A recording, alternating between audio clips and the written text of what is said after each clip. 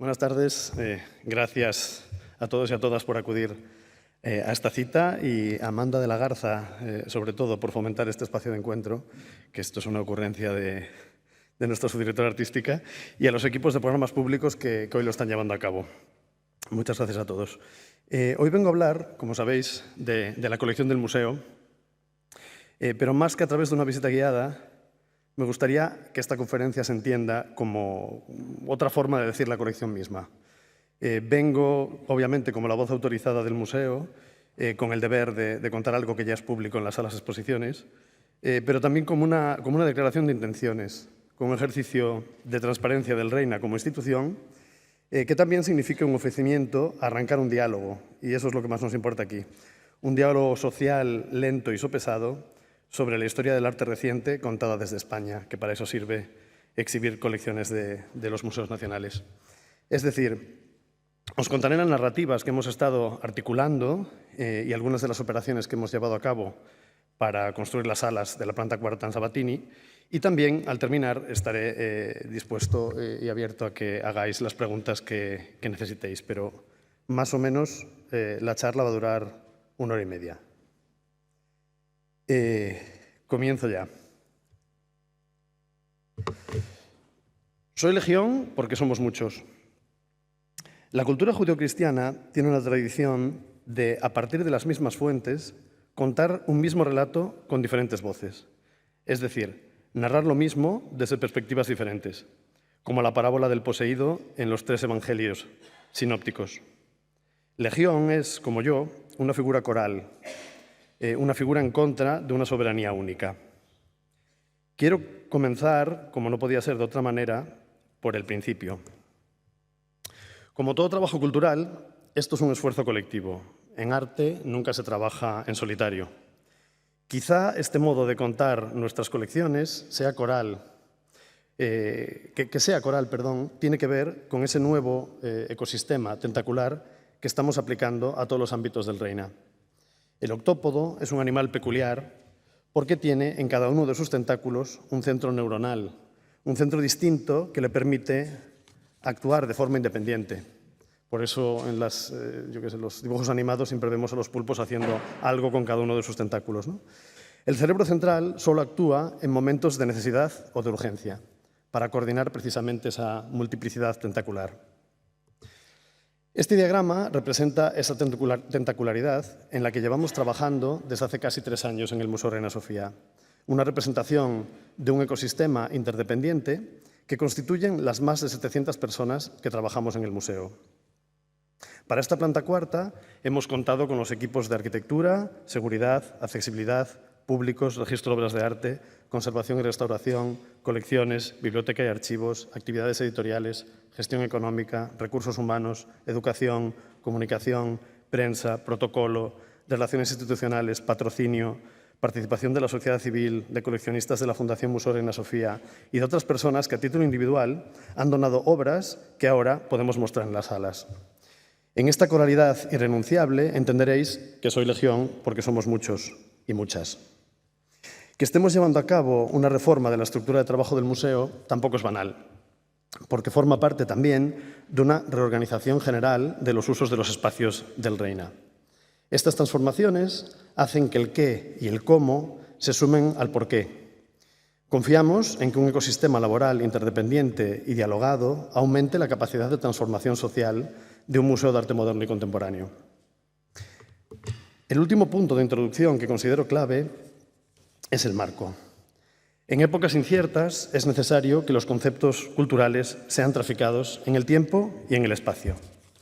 Pero también hemos aprendido de la importancia de las prácticas institucionales situadas.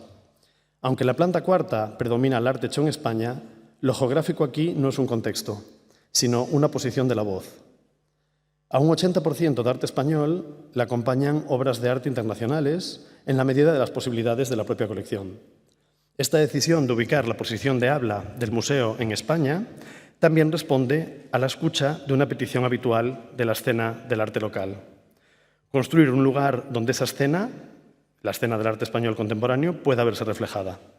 La construcción de un museo en el que reconocerse nos parece la práctica situada por antonomasia. Por su parte, la cronología se centra en los últimos 50 años. Y las razones son obvias, ¿no?, al hablar de la consolidación del régimen del arte contemporáneo en paralelo a la construcción de un espacio político democrático en nuestro país.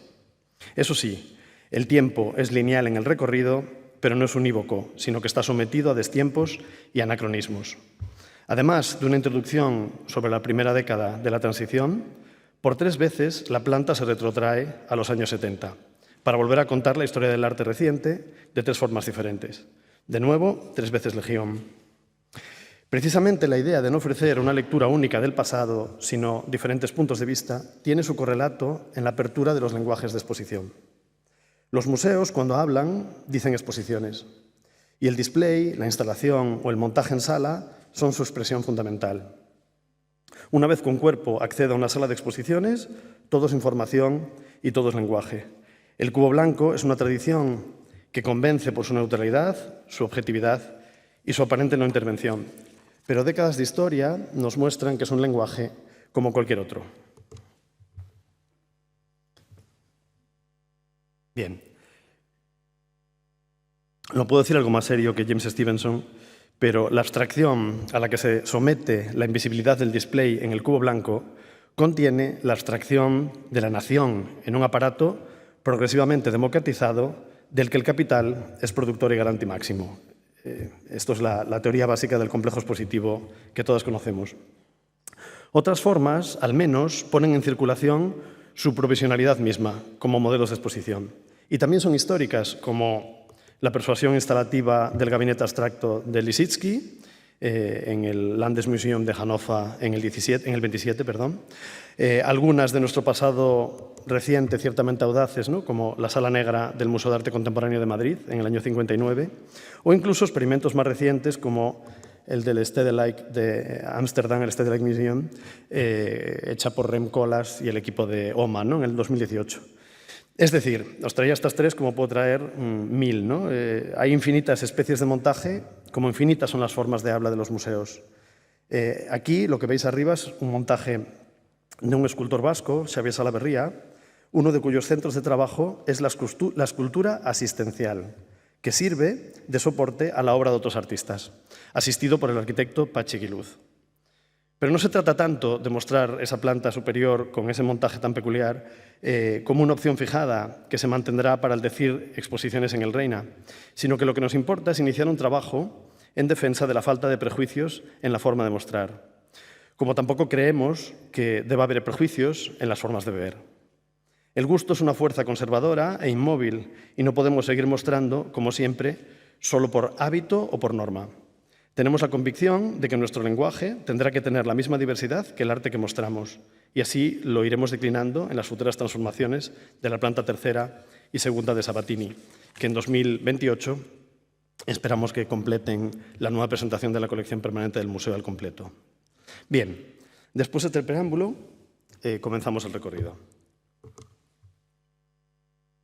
Documento número de Juan Genovés de 1975 y esta viñeta de Chumi Chúmez, publicada en Hermano Lobo 2 días después del fallecimiento de Franco en su cama de hospital, son el principio de la colección. La planta arranca, como veis, con una doble representación de la ceguera. Los museos son las máquinas de dar definiciones de una sociedad y, por lo tanto, su cometido es combatir cualquier modalidad de la ceguera, con una proliferación de visualidades, pero también repensando la centralidad de la visión como punto de partida.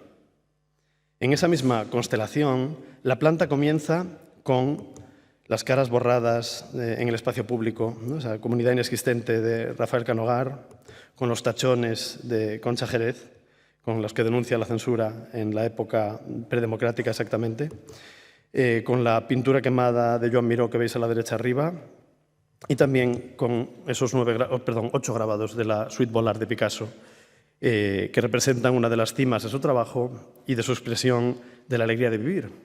Grabados que, como veis, fueron acuchillados, rasgados en 2 o en 4 pedazos, salpicados con ácidos, atacados en definitiva con la plena intención de destruirlos, de hacerlos desaparecer, de volverlos invisibles y a nosotros ciegos, ¿no? Los guerrilleros de Cristo Rey, un grupo de ultraderecha, se atribuyeron el atentado iconoclasta. Para reclamar su autoría escribieron: Picasso, marxista, militante del Partido Comunista Español, antipatriota, proxeneta, homosexual, pornógrafo e hijo ilegítimo. Si es necesario otro 18 de julio, es decir, el día del levantamiento contra la República en 1936, si es necesario otro 18 de julio para salvar España, estamos dispuestos a ello con todas sus consecuencias. Estas palabras hoy son escalofriantes porque, a la vez aunque nos dé risa lo de homosexual, etc., dan menos risa que hace 10 años, ¿no? Porque escuchamos amenazas como esta públicamente de boca de la ultraderecha a día de hoy.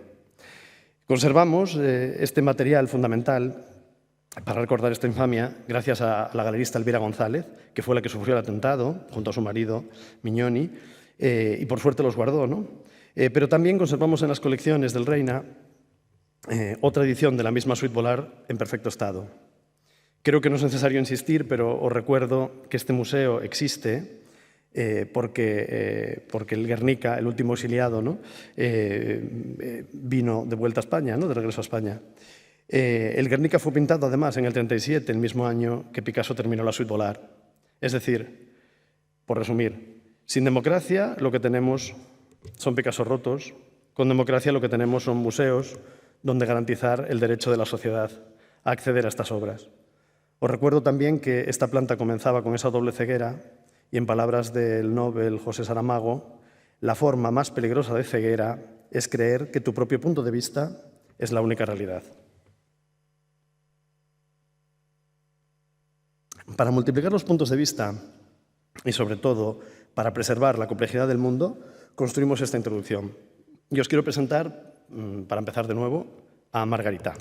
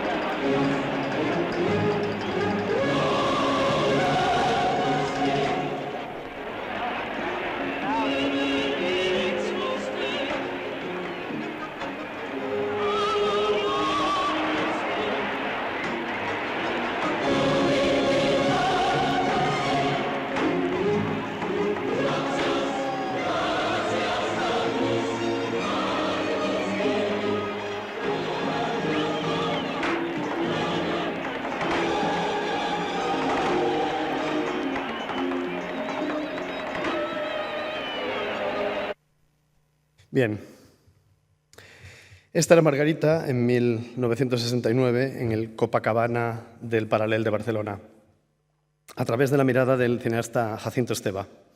Aquí tenéis a la Ocaña.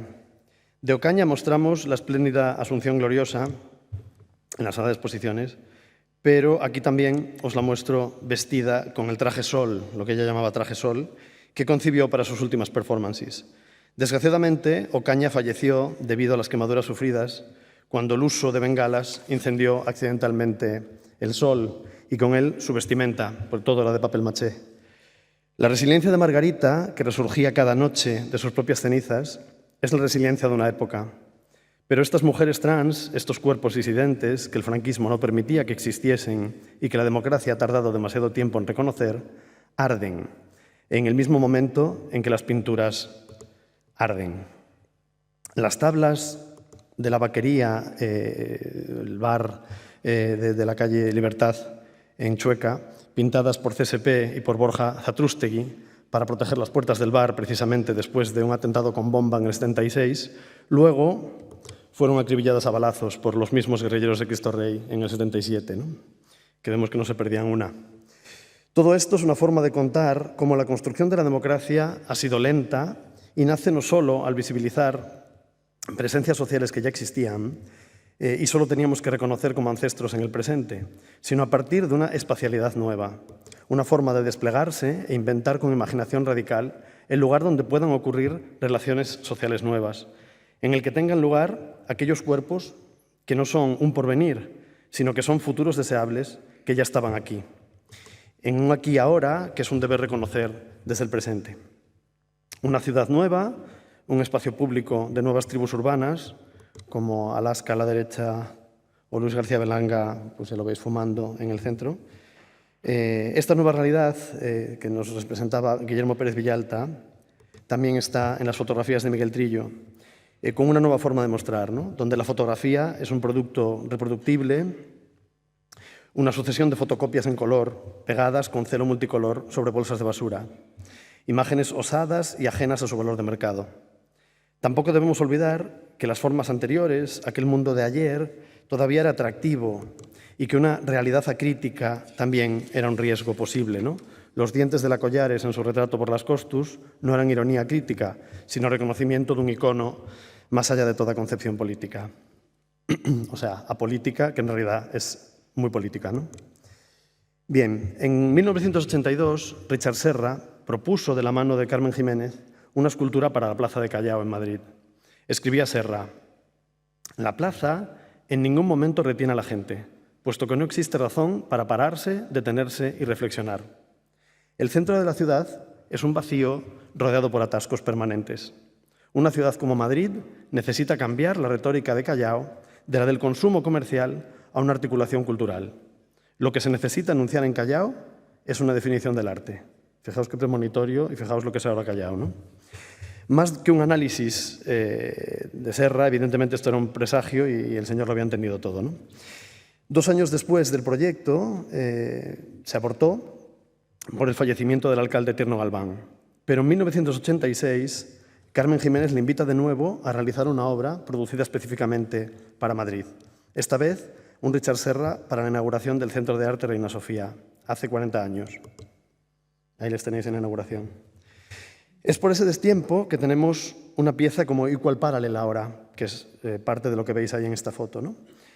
Tal destiempo que ya sabéis que la perdimos y que tuvo que regresar como de un viaje en el tiempo, ¿no? Y esto no es una metáfora, sino una lección sobre la temporalidad de la cultura en nuestro país. Una sucesión siempre de desencuentros cronológicos, de destiempos y de fueras de lugar, que me atrevería a decir que es un rasgo compartido en la producción cultural de las sociedades traumadas por una dictadura. Para terminar con este prólogo, quizá os haya llamado la atención el color rosa de la transición. Hay quien pensaba que en este rosa había una transición de género para la institución, ¿no?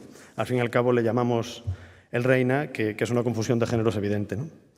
Pero en realidad es otra referencia diferente que debemos a un artista, a Paula Ruiz Infante, y a sus investigaciones sobre la cárcel de Carabanchel y la cárcel Modelo de Barcelona, epicentros de la represión en el franquismo. El color rosa pálido que ella puso en esta reproducción de la derecha de una de las puertas cangrejeras, ¿no?, que permitían a los vigilantes entrar casi dentro de la celda a mirar en sus 180 grados, pues esta reproducción en rosa pálido de la puerta de la cárcel Modelo de Barcelona, de Paula Rubio Infante, llama la atención ese color, pero os cuento la historia que ella nos transmite, ¿no? En el 79, Alexander Schaus realizó un experimento con 153 hombres a los que sometió a un test de fuerza después de estar expuestos al color rosa y después al color azul. El resultado demostró que el color rosa los debilitaba. La artista nos explica: los oficiales Jim Baker y Ron Miller del Centro Correccional de la Armada de los Estados Unidos en Seattle, Washington, siguiendo la sugerencia de Schaus, redecoraron una de las celdas en las que se recibía a los nuevos presos en el tono rosa Schaus. Según los oficiales, durante los 7 meses que duró el experimento, no se reportó ningún altercado. El rosa Baker-Miller se convertiría en el color favorito de los directores de prisiones durante las décadas siguientes. Y ese es el tono que hemos decidido para la ardua transición democrática en nuestro país, el de las puertas de la cárcel de Carabanchel y la cárcel Modelo en los 70. Bien. entramos en el primer itinerario. Como sabéis, se llama Una historia de los afectos en el arte contemporáneo y arranca con esta pieza fantástica, Mujeres y humo, Women and the Smoke, de Judy Chicago. Una de las tareas clave que teníamos al hablar del arte de las últimas décadas era evitar el correlacionismo, la causa-efecto de la historia social sobre el arte en favor de otro tipo de complejidad. Creemos que el estallido de nuevas formas de lenguaje con el nacimiento del arte contemporáneo se explica bien como producción emocional.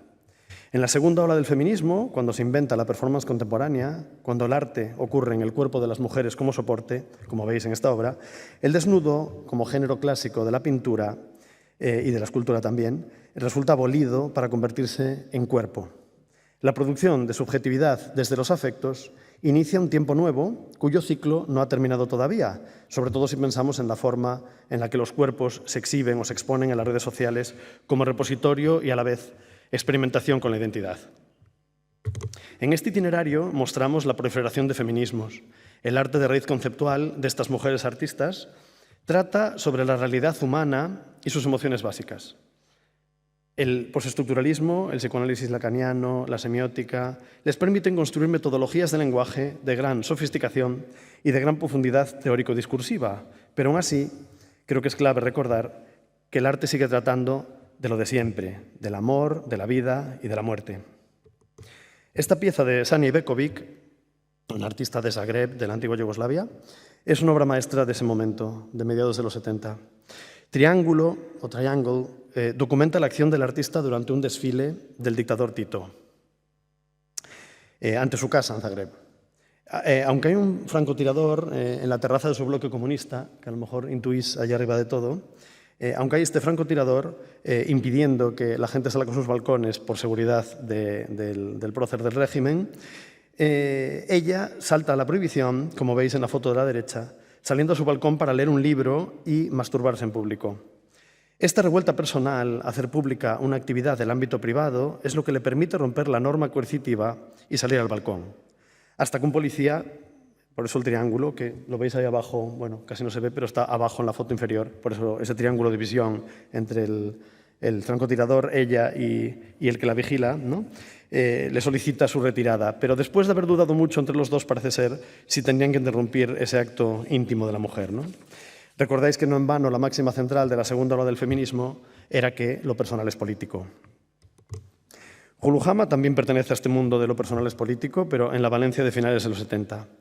Como veis, es una muestra de cómo se multiplica esa revuelta del sistema de los géneros de forma internacional a lo largo de los años 70 y de cómo los efectos precisamente de esos feminismos sobre el heteropatriarcado abren paso aún más allá de una concepción binaria, a una concepción del cuerpo mismo como matriz de práctica contracultural, ¿no?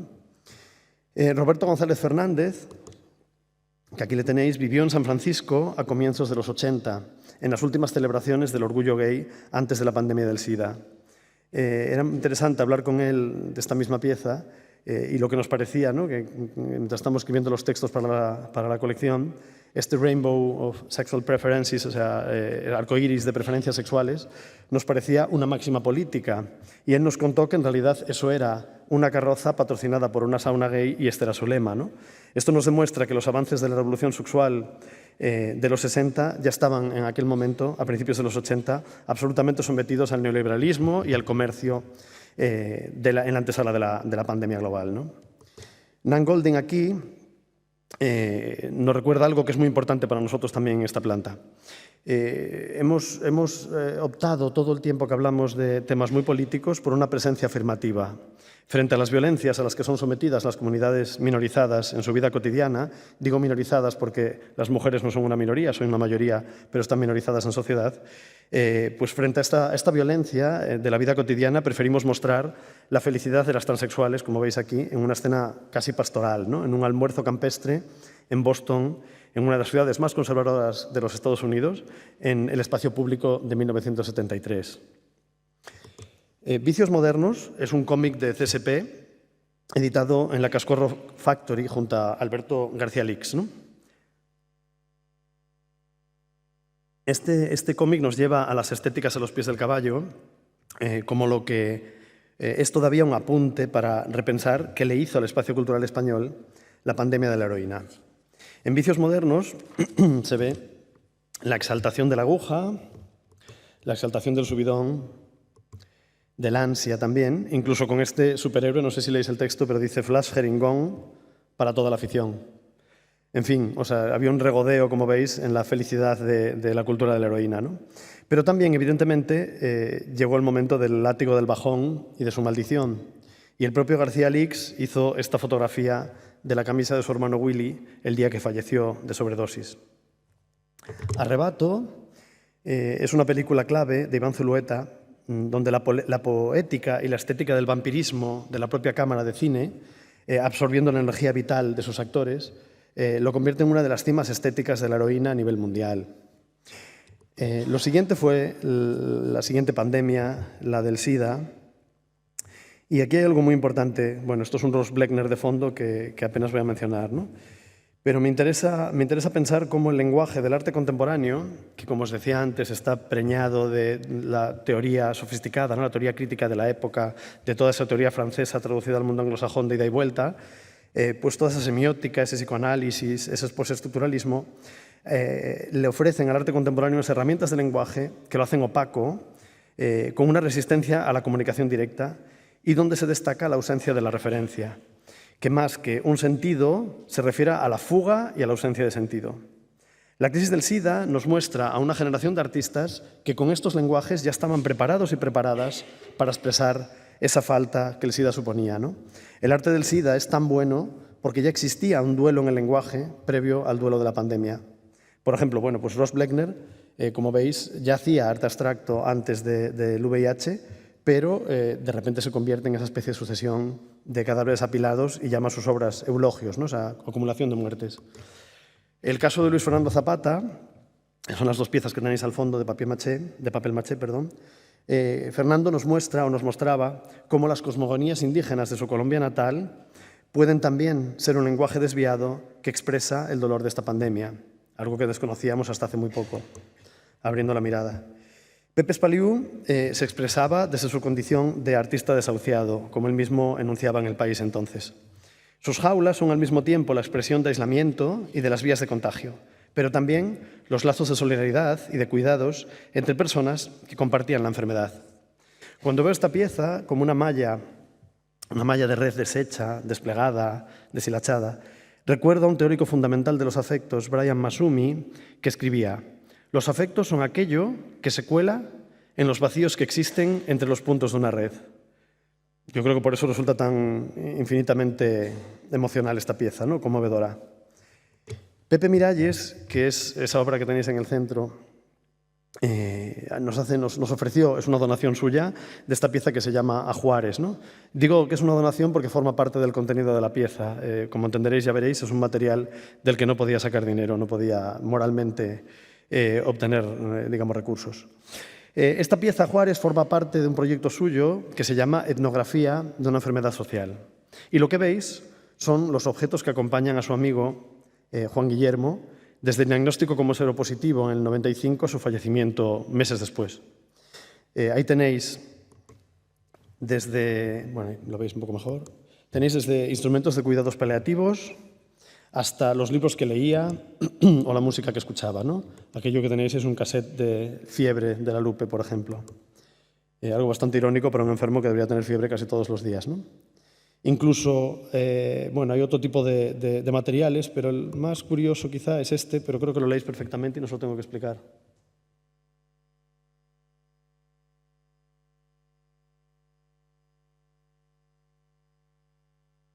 Bien, esto ocurría en un centro hospitalario público de Valencia en aquella época y creo que hoy, a día de hoy, ¿no? Después de una pandemia tan terrible como la que acabamos de volver a vivir, nos sorprenden desgraciadamente las miserias humanas, ¿no? Bien, a Juárez es un funeral político en toda regla. Y esta es una foto de uno de los funerales políticos de ACT UP, en este caso en Nueva York, ¿no? Sabéis que los activistas de esta organización lo que hacían era pasear esos ataúdes, digamos, hacer los funerales públicos ocupando el espacio público de las grandes ciudades como París, Londres o Nueva York, precisamente, clamando precisamente que en aquel momento el silencio era la muerte, ¿no? Eso es lo mismo que clama la pieza de Pepe Miralles. Cabello Carceller, que son las pioneras del arte queer en España, que las veis ahí de fondo con sus piscinas a la izquierda, recibieron en el 98 una beca Fulbright para viajar a San Francisco en busca de aquella libertad sexual y de la lucha política LGTBIQ. Lo que encontraron fue un espacio para el turismo rosa donde no había individuos sino consumidores. Por ello, a su regreso, lo que hicieron fue fotografiar piscinas de Madrid en invierno en vez de realizar una obra en San Francisco, con una melancolía política que contradecía esas nalgas rosadas del arte pop de la costa oeste de los 60, ¿no? Como el de Hockney, para recordar precisamente que la pandemia del SIDA todavía estaba comenzando y precisamente necesitaban de esa melancolía como un recuerdo, ¿no? Como otro monumento fúnebre, otro epitafio, ¿no?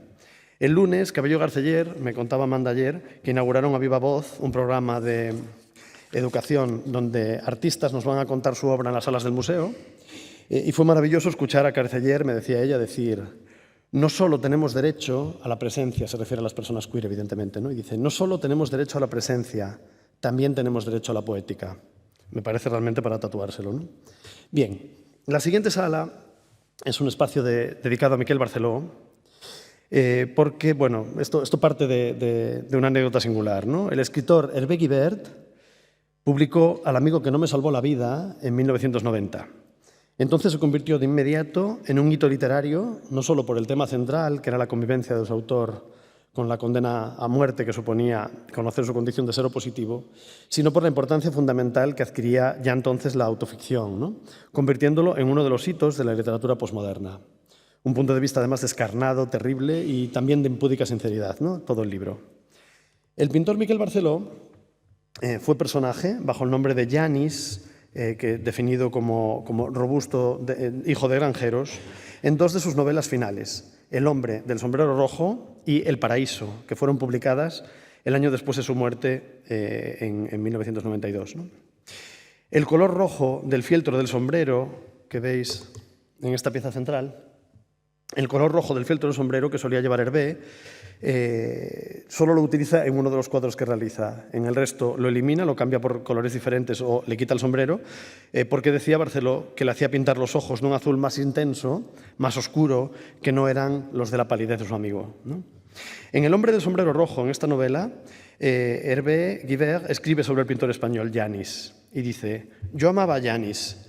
No era atracción erótica, me fascinaba su egocentrismo, ligado a su ética de trabajo, que parecía incluso mayor que la mía. Era un caso extremo.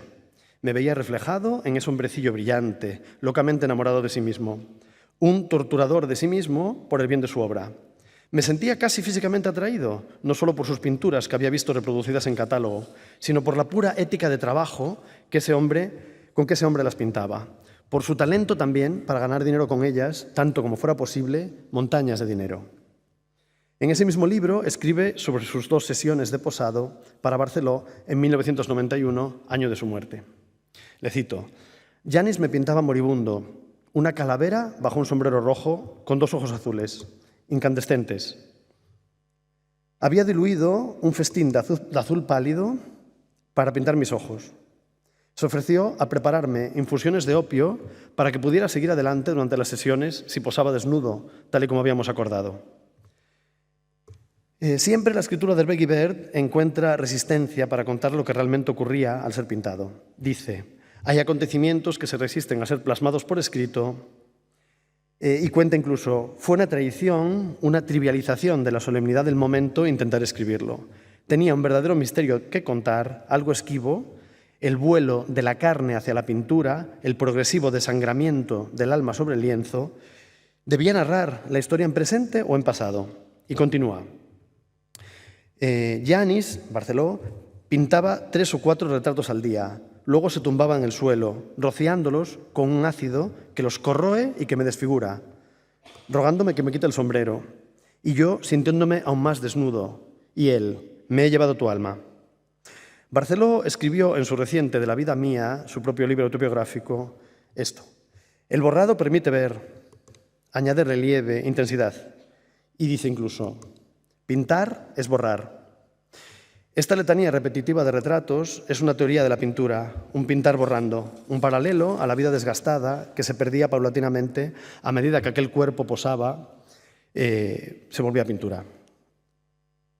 El título de esta sala es Las prendas del duelo, el vestuario del duelo, que era la propuesta que tenía el escritor Hervé Guibert para un segundo volumen de diarios después del primero que se había llamado El mausoleo de los amantes, que jamás vería la luz. Tampoco se vieron nunca estos retratos tan personales de Barceló. Es la primera vez que se pueden ver y estamos muy agradecidos al artista precisamente por haberlos depositado en el Reina. Tampoco ha hecho economía con los retratos póstumos de su amigo. Bien, aquí veíais a Juan y Cristina, Juan Muñoz y Cristina Iglesias, en el año 92, un año después de las pinturas de Barceló, en este caso llevando a Espaliu en volandas en su performance Carring sobre la alfombra roja del Festival de Cine de San Sebastián. Juan llevaba años ya desarrollando un conceptualismo teatral, una era póstuma de la representación. Eran teorías que en la época se cristalizaban en las obras teóricas de José Luis Brea y que venían muy marcadas por la epidemia del SIDA. La Tierra Baldía, de Juan Muñoz, es una obra clave en nuestra historia del arte, un escenario donde se cancela la posibilidad de actuar, donde somos espectadores o actores de una representación a la que llegamos demasiado pronto o demasiado tarde. Un lugar inquietante donde la ficción ha triunfado sobre la realidad, lo que es un funeral precisamente por la verdad, una condena de lo real. Juan falleció en 2001, un mes antes del atentado terrorista sobre las Torres Gemelas, en el momento aquel que un nuevo orden mundial basado en la ficción de la existencia de unas armas de destrucción masiva que hoy sabemos que jamás existieron y que inauguraban un periodo en el que todavía vivimos hoy también, ¿no? En el umbral del modelo de mundo que nos conmueve hoy, la inauguración del siglo XXI fue la inauguración de las fake news. También la inauguración de la experiencia más común de este nuevo siglo, el duelo colectivo por personas desconocidas, un dolor enorme por personas anónimas que genera una empatía ilimitada, una fuerza política fuera de lo común. Ese duelo es la ceremonia que retrata el artista Tony Oursler en el vídeo que está en la sala. Él filmó todo lo que acontecía alrededor de su estudio, que estaba bajo las Torres Gemelas, ¿no?, que perdió en aquel momento. Entonces, los días después del atentado filmaba no solo las consecuencias del atentado terrorista, sino los fenómenos de duelo que se iban produciendo espontáneamente en la calle, ¿no? Igual que ocurrió en los duelos de Madrid después del 11 de marzo de 2004, ¿no? Esto era el centro de la estación de Atocha, que recordáis, en la entrada de Cercanías. Hay más duelos colectivos. El de la COVID-19, en este paño de Babi Badalov, de este artista con su poesía visual, o el de Beatriz González, que condena, digamos, la repetición de la muerte, la carga de los sudarios en una letanía sin fin, que es la de la guerra civil y contra el narcotráfico en Colombia, ¿no? Bien, los afectos culminan con el duelo por algo muy evidente, ¿no? Quiero decir, nuestro museo es un museo que existe por una obra de duelo, quizá la más importante del siglo XX, un duelo que también tiene una voluntad política y una llamada a la acción, ¿no? Nos parece que quizá el duelo colectivo sea ese lugar esencial donde recuperar la empatía, ¿no?, donde precisamente podamos, desgraciadamente, rescatar a través de la tragedia una noción básica de lo común, ¿no?, que es algo que desgraciadamente Adorno recordaba después de la Segunda Guerra Mundial, si os acordáis, y cuando se preguntaba cómo podía haber arte después de Auschwitz, ¿no? Pues quizá tengamos que volver a un humanismo, pero recordando simplemente qué pasó, no teniéndolo que provocar de nuevo, ¿no? Bien, el segundo itinerario lleva por título El triunfo de la ficción y es una galería de escultura. Para la modernidad, visión es conocimiento. Y es a través de estrategias ocularcéntricas como el voyerismo, el narcisismo o el fetichismo que se gestaron los parámetros psicológicos centrales de ese complejo afectivo del observador de objetos, que tiene prohibido tocar, por cierto, que constituyen lo que llamamos el complejo expositivo. Aquí, estos lenguajes diferenciales del museo se hacen muy evidentes para dar espacio también a la relación entre el cuerpo y los objetos, a la coreografía social del museo que lleva a los visitantes a ser parte de la exposición. Ver la obra es mostrarse con ella, es reconocerla en tu misma realidad, pero también contaminarte de sus cantidades ficcionales. La sala le inaugura una mesa que contiene el diccionario de formas de Juan Navarro Valdeveg desde comienzos de los años 70 hasta mediados de los años 90, incluidas sus míticas reflexiones sobre la levedad y el peso, aquí las tenéis, que realizó en el MIT de Boston. Esta es una foto mítica suya en sus comienzos, ¿no?, a principios de los 70. Para referirnos a una generación de escultores y escultoras que participan, por ejemplo, de New Images from Spain, esa exposición patrocinada por Fernando Vijander, galerista en el Guggenheim de Nueva York, que fue un hito de la visibilidad del arte español contemporáneo en aquel momento, fuera de nuestras fronteras. Entonces, para referirnos a esta generación, hablamos de estructuralismo escultórico, porque sus obras, despiezadas, se nos antojan fragmentos de lenguaje en busca de frase, ¿no?, como en el caso de Seri Aguilar. En él también se avanza el duelo en el lenguaje, un duelo que no encuentra vehículo, ¿no?, con estas tumbas de Escocia, que, como veis, en realidad son casi como pedestales de los que se han bajado las esculturas, ¿no? Este lenguaje en suspenso lo comparte también Carmen Calvo en la fragmentación de esos elementos de ruina arqueológica o fragmentos de culturas o de cuerpos, no sabemos, elementos sin duda exhumados o recuperados para ser dispuestos en exposición, en una suerte de orden, a la espera de una instrucción o de una cultura que los interprete, ¿no? Cristina Iglesias y Susana Solano, izquierda y derecha, son los mejores currículums del arte español de la segunda mitad del siglo XX. Y en la década de los 80, precisamente, se inauguró con su arrollador éxito internacional, paralelo a un lenguaje nuevo de afectación del lugar, ¿no?, de balizas espaciales, como veis aquí, con un especial sentido del umbral, que entonces también buscaban fotógrafos de la cultura urbana de entonces, de principios de los 80, como Manolo Laguillo o Humberto Rivas. El viaje hacia los 90 es el desarrollo de la escultura como una teoría del mundo, como una organización de la estructura de la realidad y de su legibilidad. Éxtasis, estatus, estatua, es una red de tacones hecha por Juan Luis Moraza. Una serie de pedestales de estatuas humanas dados la vuelta, estatuas invertidas abiertas al deseo y al movimiento inconsciente. En su intensidad también hay humor y crítica. El fetiche heterosexual del deseo masculino por antonomasia, el tacón de tafilete, del revés, es una evidente erección fálica. Jordi Colomer tiene esas esculturas al fondo de madera que nos recuerdan, ¿no?, casi son como una memoria de armarios domésticos. Cuando nos acercamos, nada tienen que ver, ¿no? Vemos que son, digamos, unos volúmenes artificiales, pero también llevan tacones, ¿no? Estos son un nuevo fetiche dentro del abanico emocional de la colección, porque no son los originales. Al exponerla en una bienal de Estambul, se habían olvidado, perdido por el camino en el transporte, y su galerista, Juana de Aizpuru, le tuvo que prestar al artista sus propios tacones con los que había viajado a la inauguración. La obra fue donada al museo hace 2 años por Juana y, bueno, le agradecemos en realidad la donación doble, ¿no? En los 90 también tuvo lugar otro quiebro, que era el de la relación entre la crítica de la representación y la tradición. Esto da lugar a una traducción por los nuevos medios tecnológicos de los cuerpos a una condición espectral de pasaje, ¿no?, como lo veis ahí en Daniel Canogar. Ana Laura Láez, una escultora vasca, presentaba en el 96 este desfile de mujeres, de nuevo como fantasmas en la sala, pero espectros de mujeres, en este caso empoderadas, ¿no?, en una obra que se titula además Tigras y felinas. Aquí recuperamos la centralidad de algo que fue negado.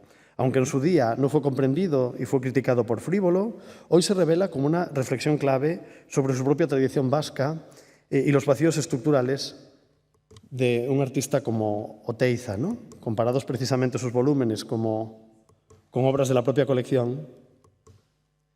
Creo que os da una idea de lo que dice Txomin Badiola sobre Ana Laura y la tradición vasca, ¿no? Bien, June Crespo, otra vasca que tenéis aquí a la derecha, junto con Teresa Solar, a día de hoy, constituyen, digamos, casi como una doblez, un plegado en el tiempo, ¿no? Aquella internacionalización que en los 80, a la que en los 80 solo llegaban mujeres escultoras como Solano o Iglesias, ahora llegan Solar y Crespo. Es decir, celebramos en esta presentación a mujeres que además son escultoras. Pero también otros dobles, ¿no? Jon Miquel Euba ofrece una teoría de la escultura en esas proyecciones de la derecha, una teoría de la escultura como una forma de disciplina sobre el cuerpo, ¿no?, de precisamente aprisionamiento e inmovilidad. Itziar Ocariz ofrece un cuerpo perfumativo como una segunda piel.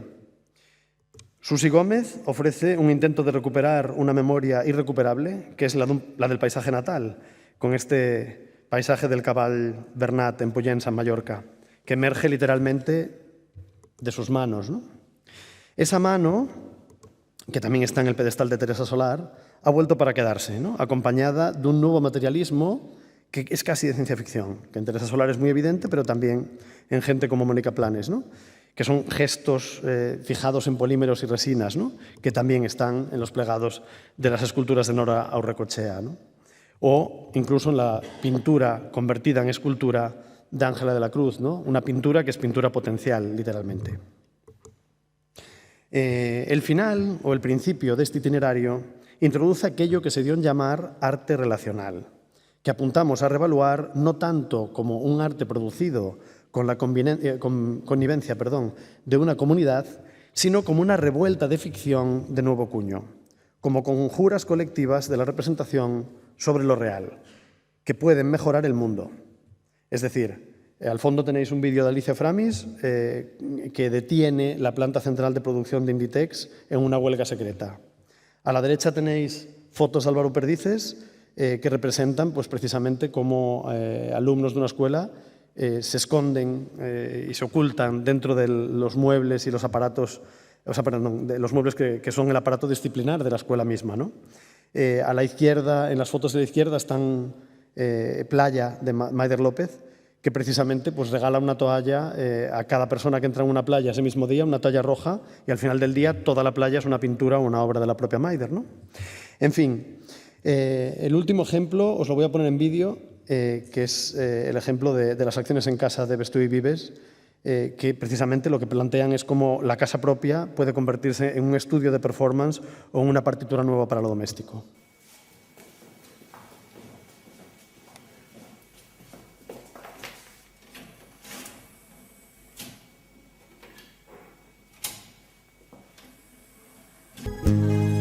Son las 5 de la mañana y yo no he dormido nada, pensando en tu belleza, en loco voy a parar. El insomnio es mi castigo, tu amor será mi alivio, y hasta que no seas mía no viviré en paz.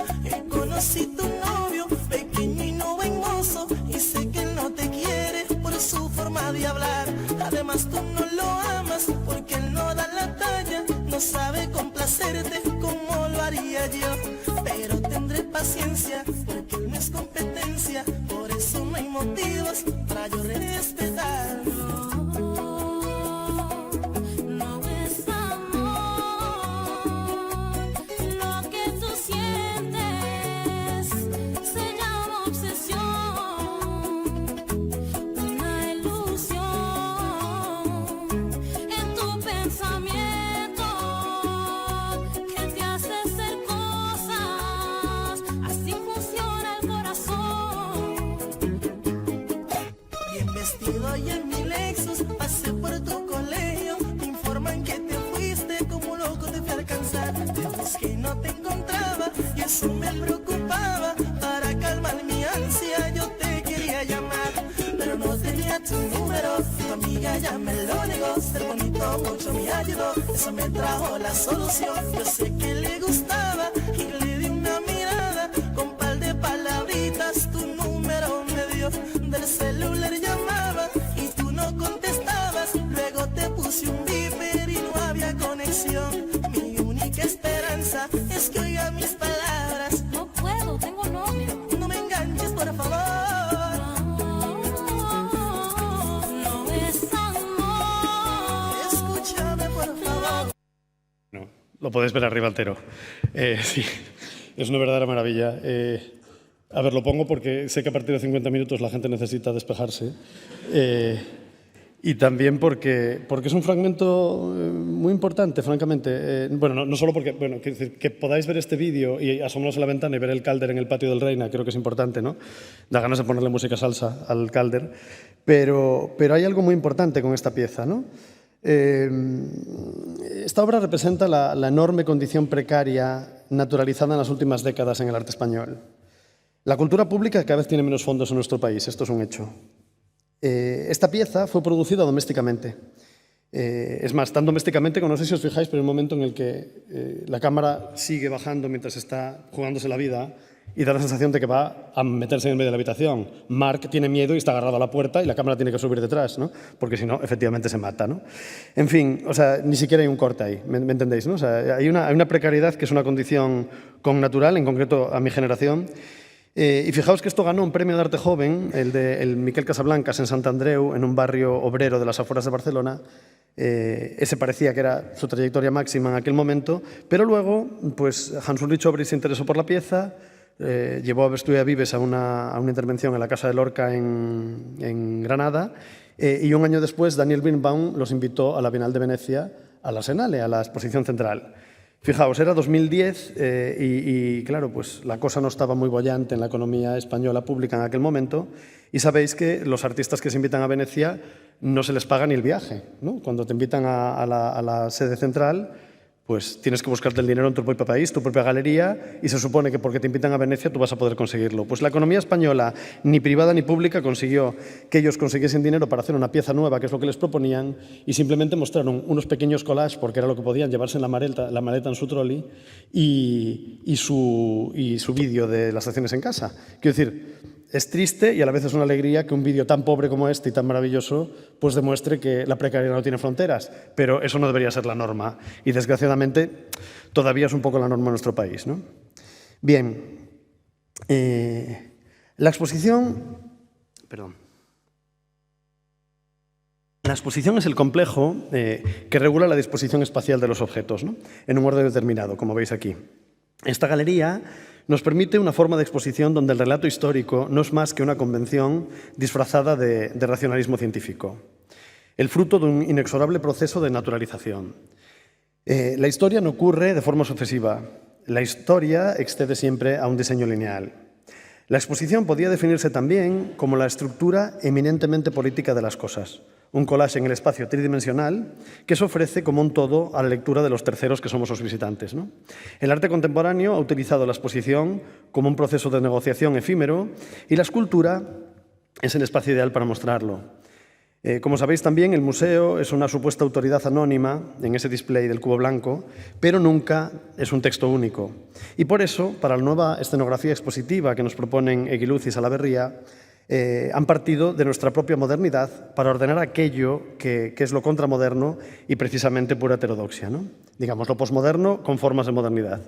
La referencia es el diseño de instalación de José Luis Fernández del Amo para el Museo Español de Arte Contemporáneo, en uno de los patios de la Biblioteca Nacional de Madrid en 1953. Ahí los veis, llenos de obra, ¿no? En este caso. Bien, se nos hacía necesaria una enorme claridad espacial para una posmodernidad dispar y rara. Al mismo tiempo, escribir con la tradición es el único modo de renegociarla, de devolverle la intensidad emocional de la constatación de una falta, ¿no? Porque, al fin y al cabo, el display no deja de ser como intentar rascarse un miembro amputado de un cuerpo, ¿no? Aquello que no queremos ver, pero que sentimos que falta. Bueno, vamos acercándonos al final con el último itinerario, en una sección titulada Un marco nuevo, la institución, el mercado y el arte que los excede a ambos. Si nos interesa especialmente iniciar una conversación sobre el marco institucional, es porque el 28 de mayo el Reina cumple 40 años, ¿no? Bueno, cumple 40 años desde la fundación en el edificio Sabatini del Centro Nacional de Arte Reina Sofía. Estas décadas nos dan para recuperar un poco el dramatis personae de nuestra propia escena, ¿no? Somos un país un poco dado a reconocimientos en la cultura y nos parecía clave hacer circular a personas que contribuyeron a hacer nuestra escena. Sobre todo, francamente, mujeres, ¿no? Estas mujeres que ahí tenéis, Carmen Jiménez, que fue fundadora de este museo, María de Corral, que como sabéis también fue su segunda directora, Elvira González, galerista, Paloma Chamorro, desgraciadamente fallecida, una enorme comunicadora, y otras como, yo que sé, Maruja Mayo, Juana Mordó o Paz Muro, que están en las fotos de las salas, ¿no? De Paz Muro he traído esta performance, ¿no? nuevamente desposada con el arte contemporáneo transvanguardista, que realizó durante el primer arco en el año 82, si me permitís, hecha un cuadro, con todo el sarcasmo de un artista conceptual frente al creciente triunfo de la pintura en el mercado de aquel momento, ¿no? Nos olvidamos que estas batallas que todavía existen en las instituciones actuales pues se daban en tiempo real también, ¿no? Todo lo que hay en las vitrinas es como una partitura, ¿no? Una máquina de anécdotas. Tenéis, pues, por ejemplo, el libro de inauguración del Reina en el 86, el libro de firmas para autoridades que solo firmó la reina Sofía. O tenéis pues, las fotos que hizo Agatha Ruiz de la Prada en la inauguración, aprovechando las esculturas de Richard Serra, la primera versión original antes de su desaparición, y Chillida, ¿no? Pues, en fin, creo que nos muestra mucho también de cómo era la época, ¿no? En el 92, no sé si se lee. En el 92, María Corral, y en el 95, Pepe Guirao, encargaron sendos informes de parapsicología para dilucidar si había fantasmas en el museo. En el informe que veis, tras una sesión de ouija nocturna con el personal de seguridad del museo y los parapsicólogos, un médico cirujano republicano de los 30 explicó que había un buen contubernio de espectros en el edificio, desde 1585, como leéis ahí, hasta el presente, ¿no? Pero sobre todo me interesa la frase señalada, que dice que estaban contentos y de acuerdo con el destino de centro de arte que se había dado al lugar. En fin, no me negaréis que no es una tranquilidad para todos, sobre todo para los vigilantes de sala, ¿no? que esto sea así. Pero también nos muestra un espacio muy interesante, ¿no? El cómo, digamos, o sea, no sé, mi gerente está aquí, me encantaría saber cómo se pagaron estos informes parapsicológicos en su día, ¿no? Es interesante esa imaginación radical en paralelo.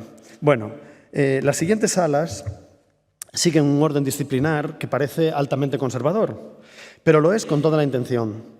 Nos planteamos ahora, que estamos de cumpleaños, la pregunta clave, la más crucial. ¿Qué le ha hecho el Reina Sofía al arte español? La respuesta os la avanzo. Sin duda mucho, pero tampoco lo suficiente.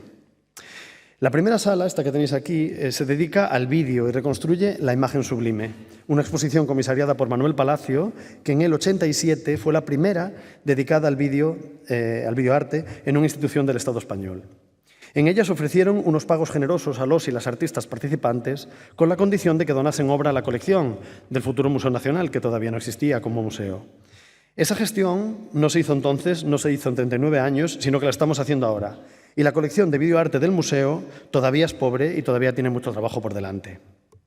En el caso de la pintura, partimos de los esquizos de Madrid, de la nueva figuración, de Atlántica, hasta la consolidación de las transvanguardias. A pesar de que uno de los directores del museo, Juan Manuel Bonet, ¿no? A principios de los 2000, fue uno de los campeones críticos de la pintura española, la fortuna de la pintura en las últimas décadas en el marco institucional del Reina ha sido escasa. Lo que parece importante hoy es que, a pesar de las visiones en blanco y negro, digamos muy unidireccionales, que son ecos además de importación extranjera, son eco de grandes historiadores y críticos internacionales como Benjamin Buchloh, ¿no? Y su Figures of Authority, figuras de la autoridad y cifras de la regresión, ¿no?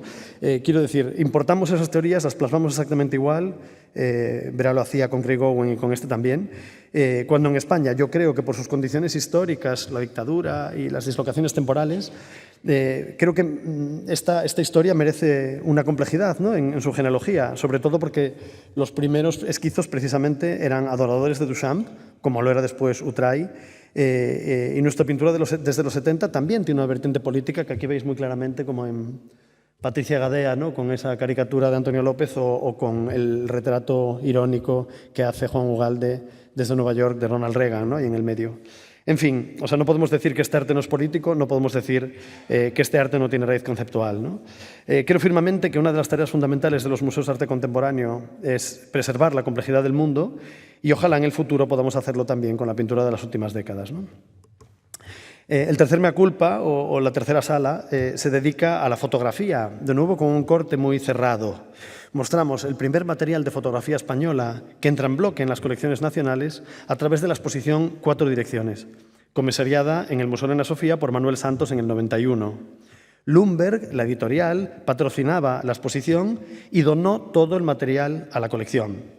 Luego crecería el marco documental, que es una mitad de esta sala, pero poco en lo que podemos llamar fotografía artística, fotografía contra la fotografía.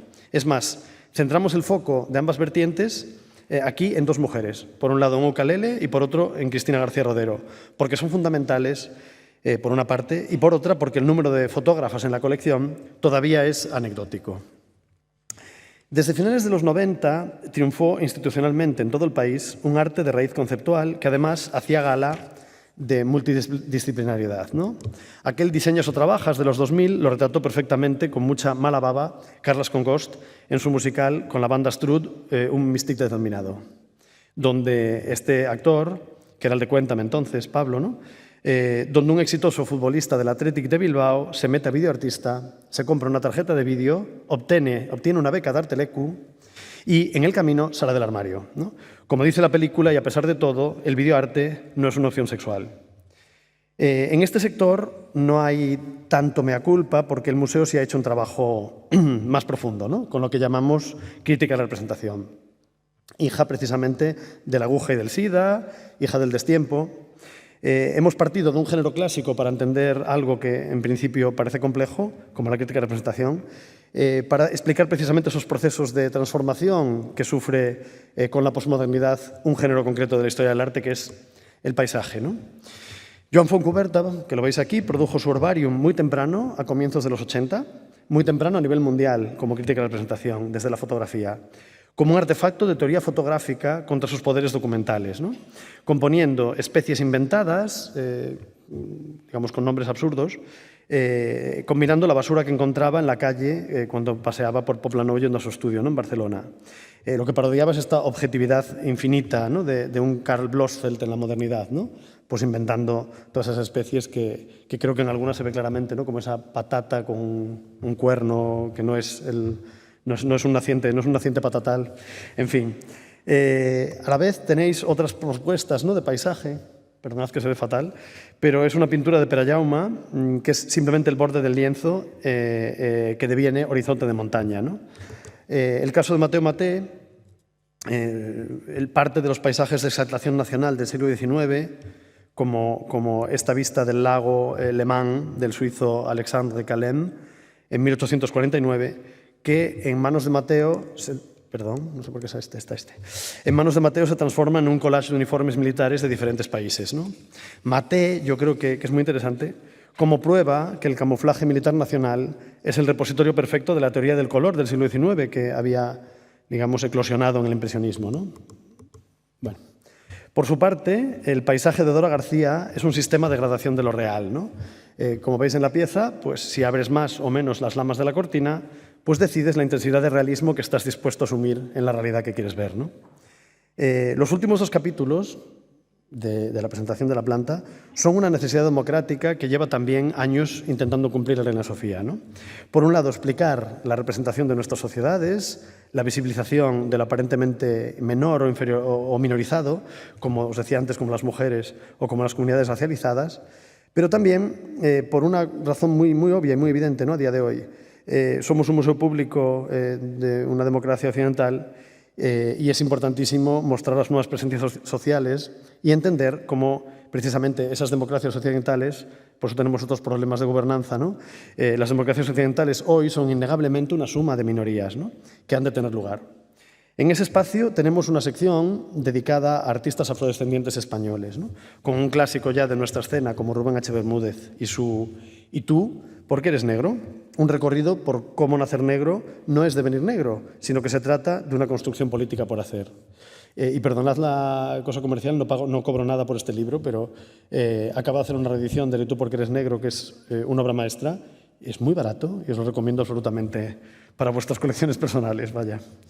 El caso de Pocho Guimaraes, un pionero del arte contemporáneo afroespañol, que llegó en los años 70 de Guinea Ecuatorial, realizaba este arte de reciclaje de una materialidad absolutamente nueva, ¿no? Es clave decir cómo la fisicidad, ¿no? Y la forma en Pocho son lo mismo. Veis que hay materia migrante, ¿no? Como las conchas del mar desplazada, que adopta una forma además antropomórfica, bueno, telas, tejidos de woks, ¿no? de cera, de reserva de cera africanos. Pero también veis el gesto de expresión, ¿no? Es un gesto humano, la pieza se llama O, y es como si ese asombro o esa sorpresa fuesen precisamente una forma posible de llamar la atención o despertar empatía sobre un arte que era invisible hasta casi su muerte, ¿no? Le compramos la obra justo un año después, o sea, un año antes de fallecer, desgraciadamente, ¿no? Como en el caso de los años 70 y las revueltas de los géneros, también planteamos, con respecto a lo afrodescendiente, una presencia afirmativa, ¿no? También internacional, como en el caso de Maxwell Alexander, ¿no? De estos cuerpos afrodescendientes que ocupan todo el campo de visión en su celebración del baile, ¿no? Y de su ocupación del espacio público. Con Julie Meretu se abre un interesante debate, ¿no? En su Estados Unidos natal existe un tópico que dice que los negros son incapaces de abstracción. Y en su trabajo produce ella misma una pureza abstracta, pero con un fuerte contenido político que, con su elevado precio de mercado, como una de las artistas más caras del mundo, a veces pasa desapercibido. Esta obra es una reflexión gestual sobre una partitura musical. Se refiere a Feminine in Nine, o sea, Femenino en 9, que es una composición del músico afroamericano y queer Julius Eastman, que la compuso para reflexionar sobre su propia feminidad en su cuerpo cisgénero masculino. Esa composición fundamental en la historia del minimalismo musical la tocaba a comienzos de los 70 con un ensamble de hombres blancos y el vestido de mujer al piano. Eso es lo que, digamos, refleja esta abstracción en su opacidad tan conceptual, ¿no? Por supuesto, podéis imaginar que las composiciones de Eastman no han tenido ningún éxito en la historia y solo ahora se rescatan después del movimiento Black Lives Matter y de ese pensamiento interseccional tan importante que vincula precisamente las opresiones de género a las opresiones de etnicidad, ¿no? Y a las opresiones de clase. Quiero decir que no vives igual siendo una mujer transexual, gitana y digamos con pocos recursos económicos que siendo simplemente pues eso, una mujer transexual blanca, ¿no? Pues de esto hablaba también y de esto habla Julie Meretu en todo este trabajo gestual que hace, que en realidad es como si fuese en sí mismo una especie de manifestación, calmada pero manifestación. Bien, esto acaba como empezó, como dice la canción de Astrud, y con las revueltas de identidad es como acaba, ¿no? En el sistema de los géneros y en esos debates que todavía demuestran que si el arranque de los 70 era así, pues como veis los debates públicos todavía nos ponen en el mismo lugar, ¿no? La última ola de feminismo, que se centra en las denuncias contra la cultura de la violación en la estructura heteropatriarcal de nuestras sociedades, la trajo el movimiento Ni Una Menos, o Me Too, si queréis, y ahí, digamos, se sumaron también las prácticas ya definidas como arte queer, ¿no? Aquí tenéis a Carmela García con su utopía de estudios de artistas en donde solo haya mujeres, tenéis a Cristina Lucas destrozando el Moisés de Miguel Ángel, ¿no? Pues precisamente porque ya sabéis lo que la ley mosaica le hace a las mujeres, y de fondo Marina Vargas con ese nuevo canon posible de ese cuerpo después de una mastectomía, ¿no? Bien, es importante saber que todavía hoy el museo, cuando hablamos de feminismos, no cumple la ley de igualdad de 2007, ¿no? Que sabéis que propone que al menos haya un 40%, 40-60 de cada género en proporción, ¿no? En la colección del museo calculamos que hay un menos del 15% de obras de mujeres, menos del 15% en las 25.000 obras que tenemos en el total de las colecciones. Quiero decir, nos quedan unas cuantas décadas de adquisiciones para conseguir llegar a una equidad, ¿no? Pero por eso también esa importancia de estos temas en la propia colección, ¿no? Ya que no podemos hacerlo con los verdaderos números. Las masculinidades femeninas de Catherine Opie revolucionaron en el 96 la cultura de los géneros occidental, ¿no? Precisamente abriendo a lo no binario las perspectivas de género convencionales. Hoy las tenemos precisamente gracias al legado de la galerista Soledad Lorenzo. Pero quiero terminar con algo aparentemente menor, pero de importancia crucial, es decir, ese menor que nos enseñaron precisamente las feministas, aquello que es menor en escala, pero máximo en efecto. Pilar Albarracín produjo en el 93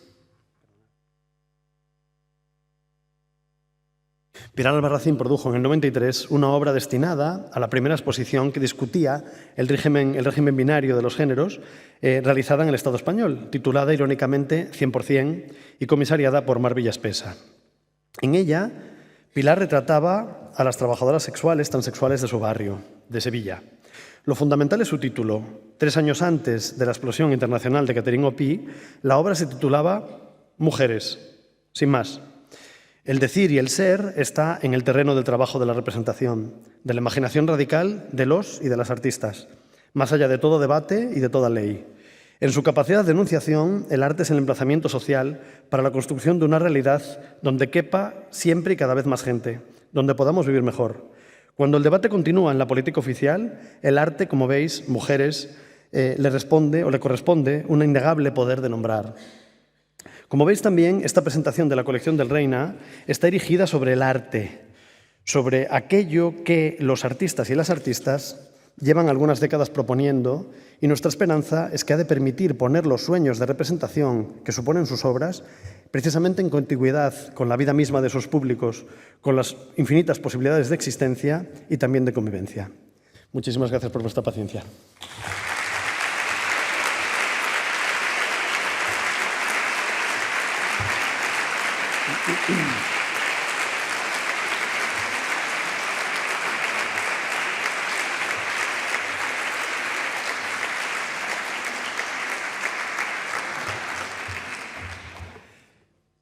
Pues si tenéis alguna pregunta, creo que hay un micrófono allá arriba, sí.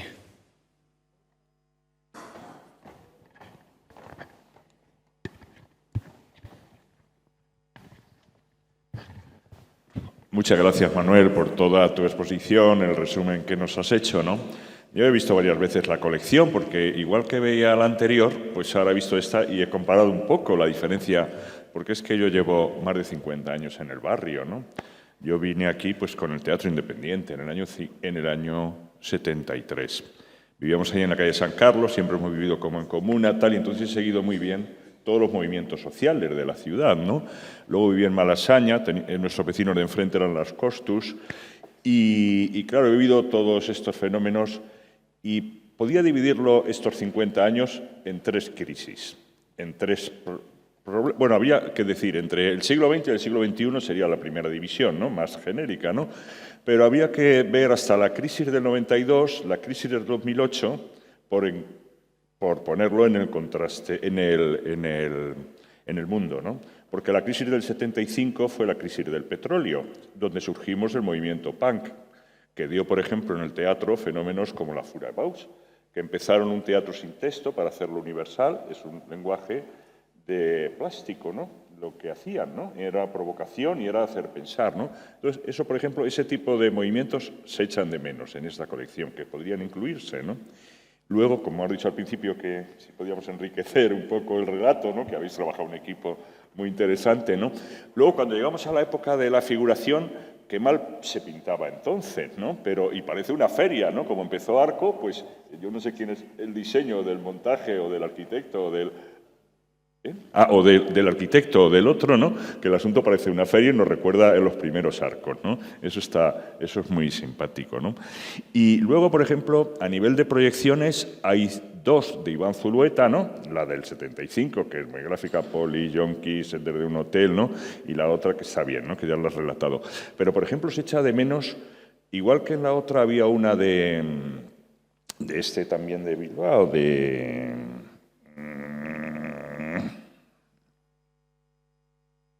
de Víctor Erice, que trataba el 15M y el feminismo, que eso ahora no está tan bien representado a nivel de vídeos, se podría meter esta última de Víctor Erice, la de Oteiza, la de Piedras y Cielo, que a lo mejor esa podría entrar en la colección, que es muy difícil de ver. Y bueno, esa es la historia. Yo me echo en el Reina Sofía, soy de Cruce, no sé si conoces una asociación aquí, y me echo en el barrio. Y luego hay una obra de arte que se creó en la crisis de 2008, que es una obra de arte viva y popular, que yo creo que algún día tiene que entrar en los museos, que es Esta es una plaza. Es el proyecto en el que más he trabajado. No te entendí. Esta es una plaza. Ah, esta es una plaza. Está hermanado con el Reina Sofía y tal. Es el proyecto en el que más horas he dedicado. Es una obra de barrio, es una obra hecha por no artistas y creo que eso es una obra de arte que habría un día que incluir en alguna de las nuevas visiones que vengan. Y nada, muchas gracias y adelante. Dime tu nombre, por favor, que no me lo sé. Tu nombre, por favor, que no me lo sé. Luis Elorriaga. Un placer, Luis. Vale. Muchas gracias por todas las aportaciones. O sea, realmente, quiero decir, podríamos poner, como te puedes imaginar, de todo y tenemos de todo también. Pero no hay tanto, fíjate, lo que no hay tanto, porque es verdad que había gente que le extrañaba un poco carencia internacional, ¿no? De alguna obra internacional, o sea, que solo haya un 20% de obras internacionales. Pero fíjate que sobre todo de las últimas décadas, Tenemos mucho archivo, digamos, social, comunitario, de artistas, material, digamos, archivo, papel, vitrina, ¿no? Pero no tenemos obras fundamentales de la mayoría de los artistas clave, por ejemplo, de nuestros países vecinos de los últimos años, ¿no? Ni tampoco incluso lo teníamos de muchos españoles a partir de los 90. Con lo cual es verdad que estamos trabajando, tenemos mucho que hacer, como os decíamos, y lo que nos interesa precisamente, nosotros hablamos siempre, incluso creo que está en los textos de la propia exposición, ¿no? Que lo que queremos establecer con estas charlas es empezar a abrir mecanismos de escucha. Ahora queremos empezar a sentar a gente de la propia comunidad. Tenemos 3 años sin tocar una coma de esta colección, que no es por caprichos, porque como vamos a estar montando todo el resto hasta el 28, tenemos demasiado trabajo para empezar a cambiar cosas, ¿no? Pero sí nos interesa muchísimo ese trabajo de diálogo, de escucha y de establecer mecanismos por los que podamos precisamente aprender, ¿no? Porque, quiero decir, yo pertenezco a una generación, otras personas del museo, como os decía, de todos esos grandes equipos que hemos trabajado en la colección, tienen otras memorias, otras formas de ver, cosas que les faltaban, cosas que yo no veo, ¿no? Obviamente. Y la gente que venís, pues también tenéis mucho que decir. Y eso para nosotros es muy importante, ¿eh? Sí que te diré que, no sé si estás pendiente de los ciclos de cine que estamos haciendo. Sí, porque ahí ya intentamos, ¿sabes?, como movilizar muchísimas cosas. También, como viste, con voces de terceros, ¿no? Estaba Luis López Carrasco, Laura Baigorri, ¿no? Como gente distinta que nos ayuda también a pensar, pues no solo dentro de la colección, sino también fuera, qué cosas faltan, ¿no? en el relato. La pieza, por cierto, de Oteiza que decías, de Víctor Erice, fue producida por el museo... lo tienen allí en la colección misma, ellos. Sí. Es que literalmente creo que Erice, te puedo decir, que pide que sea una instalación y con ese tamaño de pantallas. En el Reina, por ejemplo, no tendríamos ni siquiera sala donde ponerlo. Por decirte el ejemplo, ¿no? Que a veces, claro, sin conocer las condiciones de exposición, a veces es un poco menos fácil. Supongo que, bueno, ya sabes que Erice es muy peculiar en su precisión, ¿no? En su precisión. Entonces creo que no habrá una posibilidad futura, pero es una pieza maravillosa, efectivamente. Gracias. ¿Alguna otra pregunta o comentario?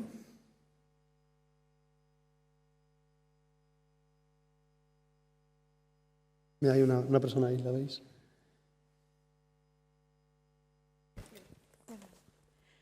Hola, yo quería preguntar en cuanto a la construcción de los textos curatoriales, porque creo que pues, el arte contemporáneo se basa muchísimo, si no es que el 100% en el concepto y cómo traducen esto en el lenguaje que utilizan para hacerlo más accesible a la comunidad y a lo mejor a públicos no especializados. Te haré la pregunta inversa. ¿Los has leído y los has entendido? Es que eso es una pregunta que hacemos continuamente. O sea, hemos hecho un esfuerzo muy grande en intentar no ser disciplinares, ¿me entendéis? Pero tampoco, obviamente lo que no podemos permitir es abaratar los textos sin que tengan el bagaje teórico e intelectual que merecen, ¿no? Entonces hemos hecho un equilibrio, a veces a piruetas, y muchas veces, bueno, aquí hay equipo de colecciones, quiero decir, escrito a ¿cuántas manos? 23 manos, no lo sé. Quiero decir, que ha sido todo un trabajo de Frankenstein. Yo creo que ha quedado bastante bien, estamos bastante orgullosos y orgullosas de los trabajos, de los textos individuales de cada pieza, ¿no? De que todo tenga texto y que si quieres profundizar puedas hacerlo, ¿no? Pero sobre todo de esos textos de entrada de capítulos que creemos que sí que es verdad que asientan con facilidad los temas que tratamos. Obviamente, pues entiendo que no todo el mundo tiene que, ¿no? Si no eres turista no tienes que tragarte 3.200 metros cuadrados de golpe leyendo todo lo que ves en las paredes, ¿no? Pero, bueno, y viendo las películas, imagínate, ¿no?, lo que te lleva de tiempo la planta. Pero creo que realmente, al menos hemos sido muy conscientes del esfuerzo que teníamos que hacer en ese ejercicio de traducción. Pero te insisto, ha sido intuitivo con respecto a nuestro propio conocimiento y con respecto a todas las voces posibles que estaban implicadas en el proyecto, ¿sabes? Y efectivamente con el ensayo-error de ver textos que ya hemos cambiado, eso sí lo hemos cambiado en estos primeros meses, ¿no? Porque había cosas pues, que precisamente no correspondían exactamente con las intenciones de los artistas y eran lecturas un poco más pues, libres, vamos a decir, o precisamente porque había cosas que creíamos que podíamos refinar para que se entendiesen mejor. Pero vamos, de nuevo, o sea, ya sabéis, hay emails en el museo, buzones de sugerencias, buzones de quejas, o sea, hay millones de mecanismos que a veces la gente no utiliza lo suficiente, ¿no?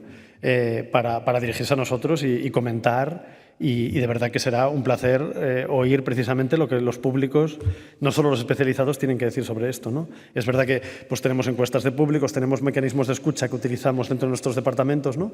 Pero a veces la voz de una persona, pues como Luis antes, yo que sé, que te dice algo y te dice qué piensa, qué echo de menos, cómo lo he vivido, llevo aquí generaciones viendo el museo, pues son hiperenriquecedoras y por eso hacemos esto también. Muchas gracias.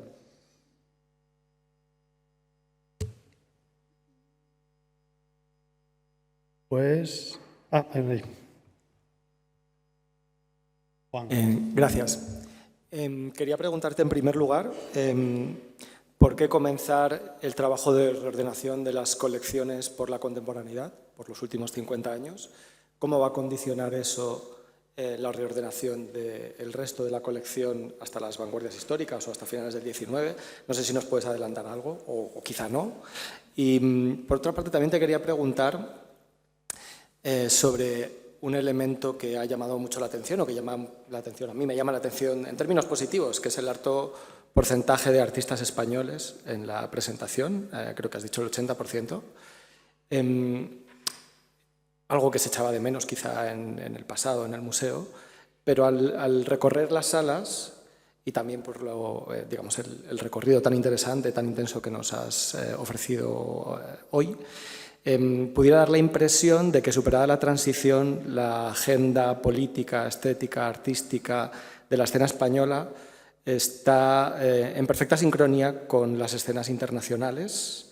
Es decir, la pregunta sería algo así como que si la historia que podemos contar desde España se parece demasiado, es la misma o realmente no de las historias del arte que se cuentan fuera de nuestro país. Gracias y felicidades. Gracias a ti, Juan. Fíjate, voy a empezar por esta última porque en realidad, aunque sea más difícil, es más fácil de responder.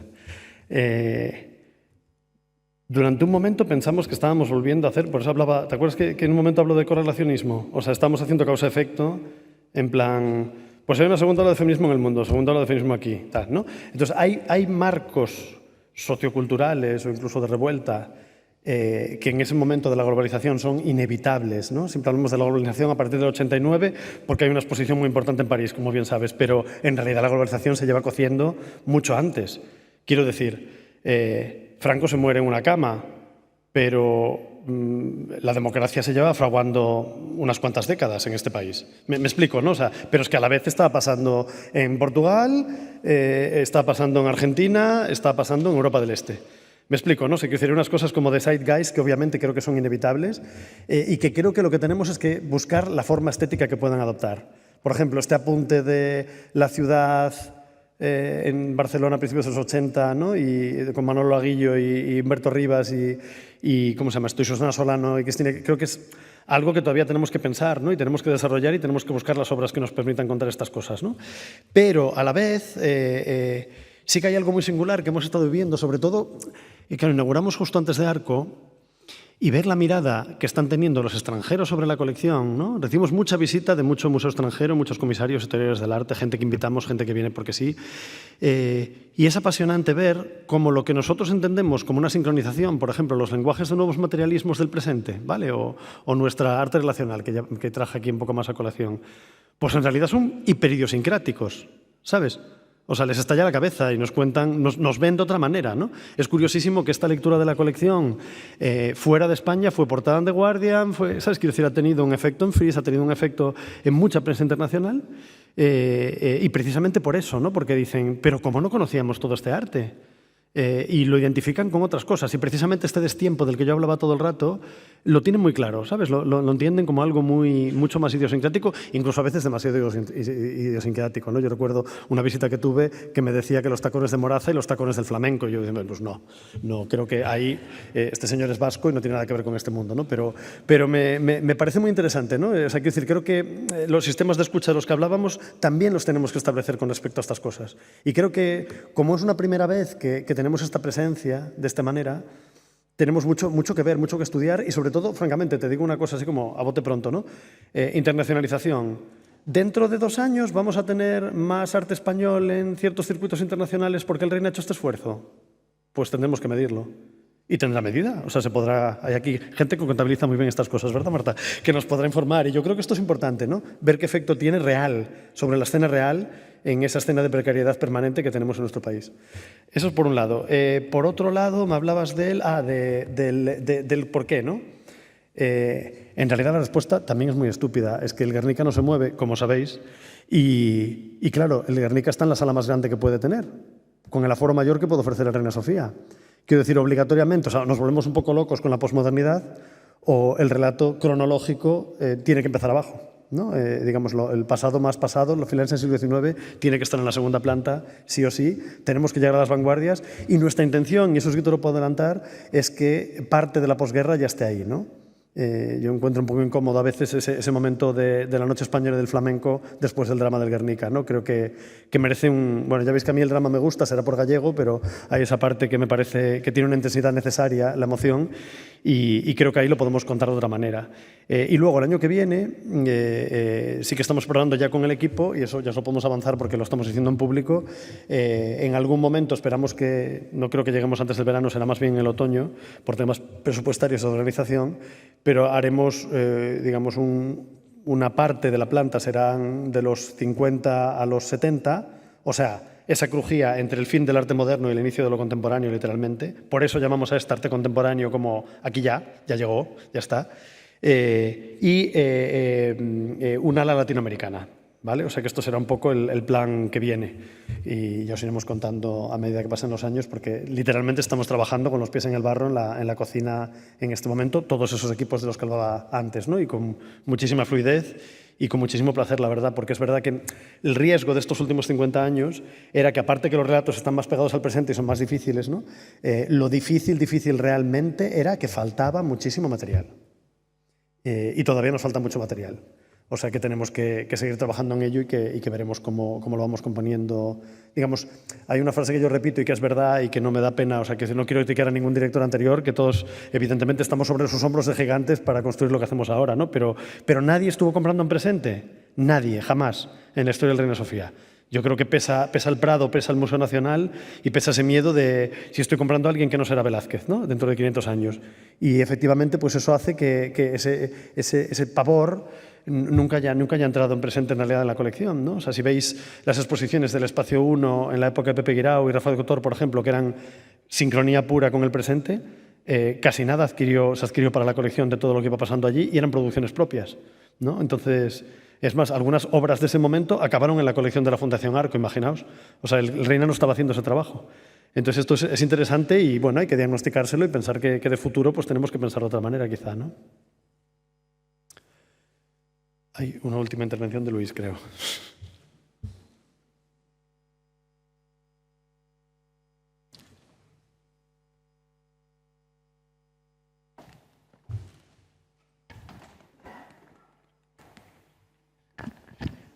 Oye, perdona que intervenga otra vez y que ocupe mucho, pero no sé si tú estarás al tanto. Me ha venido ahora a la cabeza que hace unos 5 años, con la anterior dirección, hubo una exposición en el Centro que agrupaba a colectivos independientes de Madrid. Y entonces se creó un archivo donde solo una mitad de aquellas circunstancias accedimos a donar los fondos al Reina Sofía. Eso está paralizado. ¿Cómo va para hacer un archivo de los movimientos independientes de Madrid? ¿No? Me parece que arrancábamos también un poco más tarde, del 80. Existe, está guardado y seguimos incrementándolo, ¿eh? Vale. Lo que pasa es que, ya sabéis, el problema de la voracidad, o sea, lo que estamos pensando mucho en estos acelerones que tenemos en instituciones a veces, es que muchas veces, sí, a todo el material que llega, sobre todo al donado, ¿no? Pero luego, ¿qué haces con él? Quiero decir, no es qué haces con él en el sentido de... Todos sabemos qué hacer con ese material, es un material importante. ¿Qué ocurre? Que tienes que catalogarlo, destinar recursos a ello, ponerlo a disposición digital, que es fundamental, y luego empezar a trabajar con él en el sistema curatorial del museo. Y ahí es donde la voracidad máxima del archivismo en nuestro museo pues nos hace que llevamos, no sé, no estaban aquí los de arquitectura, pero llevamos casi 8 años simplemente con el archivo del arquitecto Coderch, que tiene más de 200.000 ítems. 8 años, 2 personas, solo dedicadas a Coderch. Quiero decir, creo que es importante también ser realistas, ¿no? y empezar a trabajar, ahora que vamos a abrir el edificio del Archivo La Fuente en Santander, dedicado precisamente a este material de archivo, pues tenemos que desarrollar estrategias y pensarlo muy bien, ¿no? Pero vamos, que es importantísimo, eso no quiere decir que vayamos a parar, ¿eh? Vale. Me veréis la semana que viene diciendo, ha entrado el archivo no sé qué, quiero decir, pero que es importante el cómo hacerlo y el generar también un control de las expectativas de la gente que dona, ¿no? Porque después, pues a lo mejor tardamos 10 años en poner esto a disposición pública real. Vale, gracias. Bueno, lo bueno es que es para siempre, lo de Reina Sofía, que se queda aquí, es BIC y es para siempre, eso es una ventaja para el archivo, desde luego. Claro. Bueno, pues muchas gracias a todos y a todas otra vez y gracias de nuevo por la paciencia.